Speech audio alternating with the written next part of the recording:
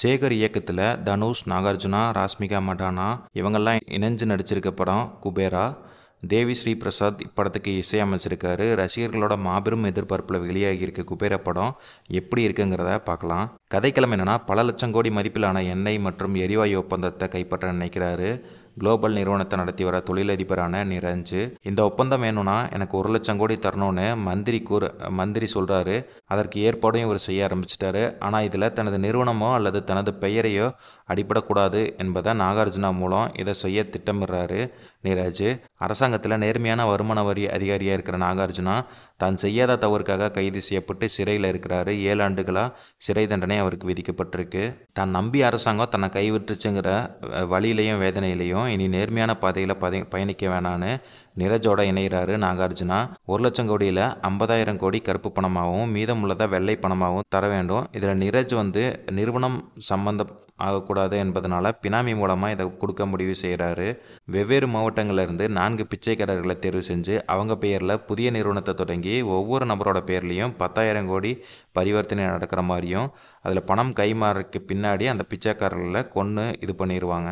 அந்த 10,000 கோடி பரிவர்த்தனை நடக்குது. ஆனால் அந்த பணம் கைமாறினதுக்கப்புறம் அந்த பிச்சைக்காரங்களை கொலை செஞ்சிடறாங்க. இப்படி இருக்க ஒரு கட்டத்தில் இந்த விஷயம் தனுஷ்க்கு தெரிய வருது. இதன் பின்னாடி அந்த இடத்துல இருந்து தனுஷ் தப்பிச்செல்லாரு. அவர் பெயரில் இருக்கிற 10,000 கோடி இருக்குது. அதை தனுஷ் இல்லைன்னா அதை டிரான்ஸ்ஃபர் பண்ண முடியாதனால அவரை ஊர் முழுவதும் சல்லடை போட்டு தேடிட்டு வராங்க. இந்த சமயத்தில் தான் ராஷ்மிகாவை சந்திக்கிறாரு தனுஷ். இதற்கு பின்னாடி என்ன நடந்துச்சு அப்படிங்கிறதா இந்த படத்தோட மீதி கதை. தேவான்ற கதாபாத்திரத்தில் இப்படத்தில் தனுஷ் நடிச்சிருக்காரு. ஹீரோவா தனுஷ் நடிச்சிட்டு இருக்கிறத மறந்து தேவாவா இந்த படத்தில் பயணிக்கவே ஆரம்பிச்சிட்டாரு. அந்தளவுக்கு சிறப்பான நடிப்பை வெளிப்படுத்தியிருக்காரு. கதாநாயகி ராஷ்மிகா மண்டனாவோட நடிப்புக்கு தீனி போடுற வகையில் இறுதியாக ஒரு படம் அமைஞ்சிருக்குன்னே சொல்லலாம். அதுதான் குபேரா.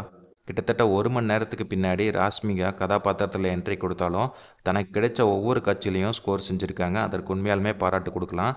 படத்தோட ஆரம்பத்தில் இருந்து கிளைமேக்ஸ் வர தனுஷ்க்கு இணையாக இந்த படத்தை தன்னோட தோளில் சுமந்து போயிருக்காரு நாகார்ஜுனா.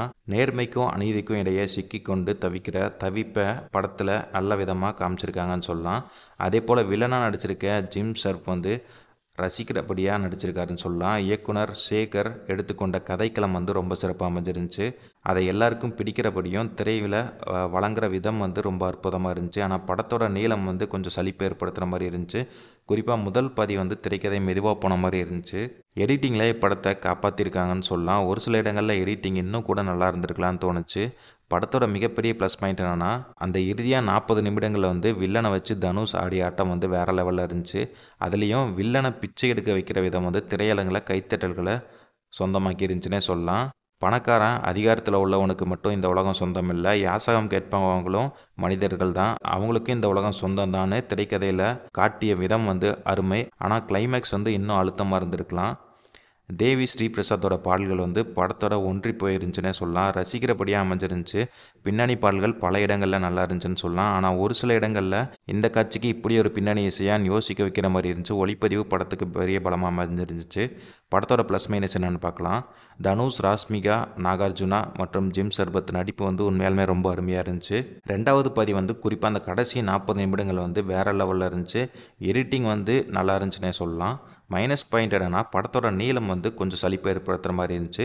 மொத்தத்தில் குபேரா படம் அனைவரும் பார்க்குற படமாக தான் அமைஞ்சிருக்கு. நான் இந்த படத்தை பார்த்துட்டேன். என்னோட ரேட்டிங் 5க்கு 3 கொடுப்பேன். நீங்களும் இந்த படத்தை பார்த்துட்டிங்களா? உங்களோட கருத்து என்ன, ரேட்டிங் என்னன்னு சொல்லிட்டு மறக்காமல் கமெண்ட்டில் சொல்லுங்கள். தேங்க்ஸ் ஃபார் வாட்சிங்.